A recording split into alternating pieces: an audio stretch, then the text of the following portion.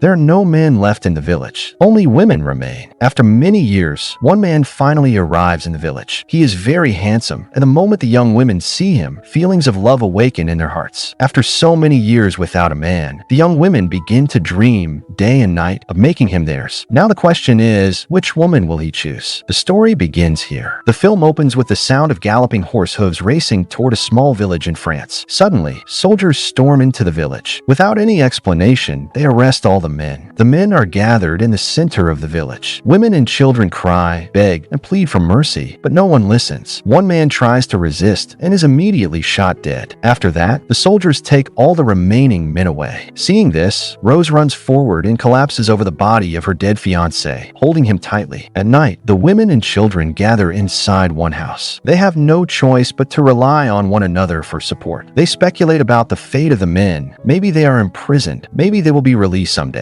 They try to give each other courage. A young woman named Violet goes to her mother, Marin, who is managing the food. Violet asks about Rose. She is told that Rose has not come out of her room all day. Violet takes food to her. When she enters the room, she sees Rose lying silently on the bed, sad and motionless. Violet says nothing and simply hugs her. The next day, an elderly woman from the village speaks to Violet. She notices that Violet seems to have lost her spark for life. She asks whether Violet ever had a lover, one who was taken away. No, Violet replies. The old woman advises her to rest and to dream. After that, the elderly woman goes to work in the fields with the other women, while Violet stays at home. While the women are busy working in the fields, gunshots suddenly echo through the air. Everyone is terrified. The elderly woman immediately rushes to Violet, fearing that the soldiers may have harmed Rose. Hearing this, Violet runs to look for Rose. She reaches Rose's house, but Rose is not there. As she searches outside, she sees Rose standing in the meadow, dressed in white, silently watching her wedding dress burn. Violet grows deeply worried about the fate of the village's men. That night, she quietly leaves the village and walks through the forest. As she continues, morning arrives. She moves forward, but when she sees soldiers guarding a bridge, she immediately hides. There is no way ahead, so she returns to the village. She reaches Antimo's house and knocks on the door, but there is no answer. After waiting for a long time, she starts to leave. Just a few steps away, she sees a horrifying sight. Antimo has not returned. Terrified, Violet runs home in tears and tells her mother everything she has seen. The next day, Violet's mother and the other women inspect the fields and decide that it is time to harvest the crops. Under the harsh sun, everyone works. Violet is also in the fields, helping with the labor. The heat is intense, and soon the women and children grow tired. Some rest under the trees, while the children and a few young girls move toward the river. As the children play, Violet speaks about her future. She asks what will happen if the men never return. The question fills everyone with worry and silence. Suddenly, the church bell begins to ring again and again. The woman ringing it is crying loudly. Slowly, the people of the village gather. At last, the bell falls silent, but fear settles into their hearts. Has the world abandoned them? Time passes, and winter arrives. Violet works alongside her younger brother and talks about their father. She says he was a wise man who taught her how to read and write. Because of him, she is the only person in the village who can read and write. Violet tells her brother to study as well, but he refuses to listen. After finishing their work one afternoon, Violet and Rose sit together in the same room. Rose says that during the dark days, she thinks about the man they talked about the previous summer. The truth is, when she thinks of him, she forgets her dead fiancé. Violet, who has never known love, listens quietly and wonders what that feeling might be like. Months slowly pass. One afternoon, while Violet and the other women are picking apples, Violet suddenly notices a man standing on the top of a hill. Everyone's eyes turn toward him. He is not from the village. Gradually, the women return to their work. They know they cannot approach a stranger so easily. Still, in every heart, there is hope that he is not just a traveler passing through.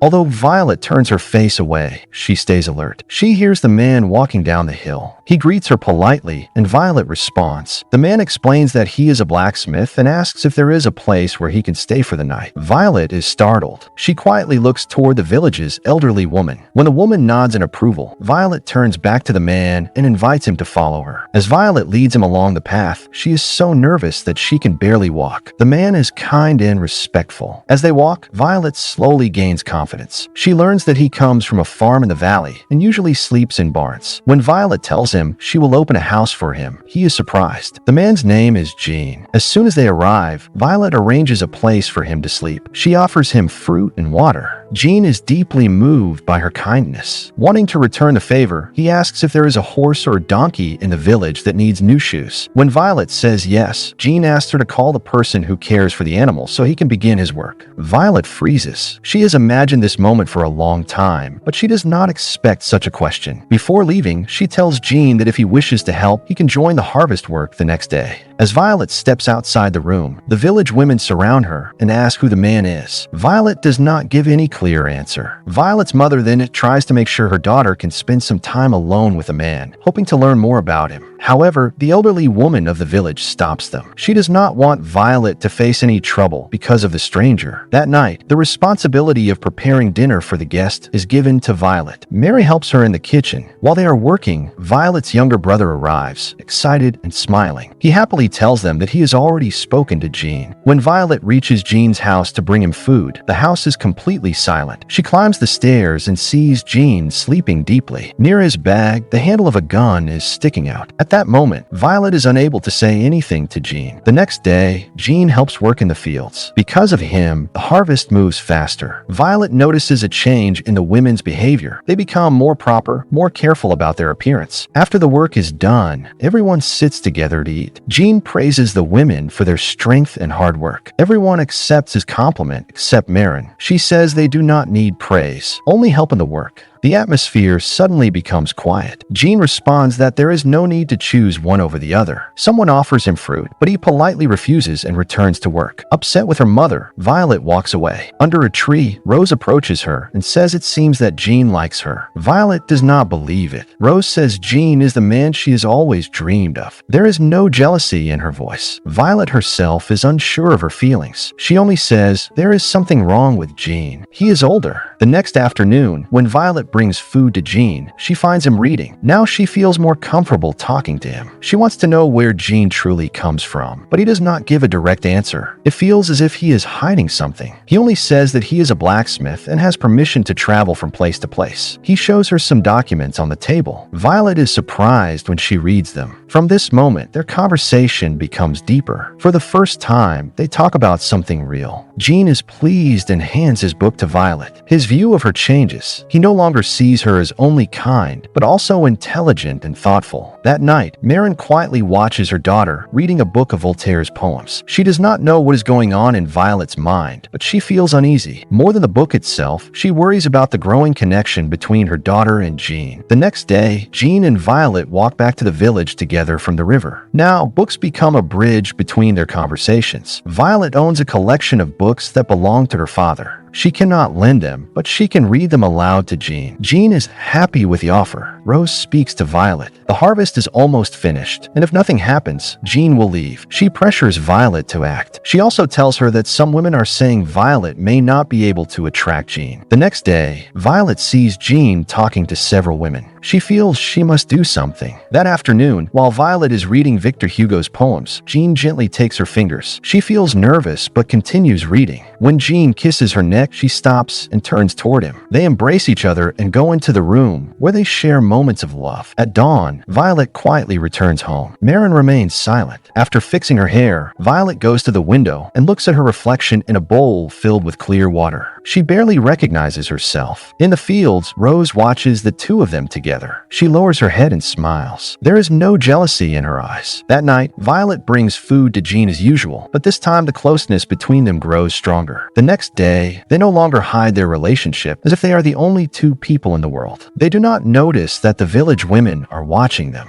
One night, Jean reads a poem about the endless desires of human beings: love, power, home, food, and prosperity. It speaks of a bottomless pit with no escape. In the end, the poem praises a simple life. The next day, while washing clothes, she feels the sharp stares of the other girls. They are jealous and remind her of the old agreement that Jean should belong to everyone. Violet becomes angry. These are the same friends she grew up with, and now they are ready to take away her happiness. She warns them, "If you want Jean, come and take him." Rose stays silent, but there is a trace of betrayal in her eyes. Violet runs toward the forest to be alone, but Jean follows her. He catches her in the meadow and grabs her arm. Violet tells him the truth. The village women want children and form relationships with any man who passes through. Jean feels disgust toward them. To them, he is only a thing, not a human being. He asks what will happen if their men return. Jean is not convinced by Violet's explanation. He says, "You don't know me," and walks away. That evening, Rose and two other women come to Jean's house and find Violet filled with bitterness. Because of them, the truth comes out, and now Jean is gone. The women remain confident that he will return. At night, Violet waits on Jean's bed and searches through his papers. She discovers that Jean is hiding something. It is unclear whether he is truly a blacksmith or where he comes from. The next day, Violet brings him food again. Jean remains calm and then announces his decision. He will do with the other women the same thing he did with Violet. Violet is shattered. She realizes that Jean wants to stay in the village in exchange for becoming the property of the women. Before he can say anything about her touching his belongings, she leaves. Inside the church, Violet and Rose speak quietly. Violet shares the news that she will spend her last days with Jean, even though he will still be with other women. Rose thanks her and says she believes Violet can still convince Jean. By the river, Violet tries to calm herself. As she comes out of the water, Jean is there. The warmth between them still exists. But that afternoon, Violet sees Jean flirting with other women, without any love in his actions. That night, Violet wakes from a nightmare, frightened, and runs to Jean's house. Jean holds her tightly, and they sleep together. The next day, Rose says she wants a child with Jean, even if it hurts Violet. Violet asks Jean for the truth. Jean confesses that he wants Shen in order to survive. If he is caught, he's on his way toward the border, but because of Violet, he stays. The conversation becomes lighter. The next day, an elderly woman tells Violet that she is pregnant. She feels joy and hope, but also fear about how Jean will react. When she tells him, Jean is overjoyed and says that if he leaves, he will take Violet with him. The following day, two men, Eden and Maxim, arrive from the camp in Algeria. They say that some men are returning, but others are not, including Violet's father. Overcome with grief, Marin faints. Jean notices the suspicious looks from the men and realizes that he must leave. Rose, Violet, and the elderly woman decide to protect the children who were conceived while the men were away and to keep Jean's secret. Violet states clearly that if Jean leaves, she will go with him. That night, Violet packs her belongings but stops when she hears her brother's voice. She goes to Jean's house but finds only a letter. In it, Jean writes that his future is uncertain, but he promises to write. He asks Violet to stay in the village and give birth in a safe place. Sunrise. Violet runs, hoping to catch him, but Jean is already gone.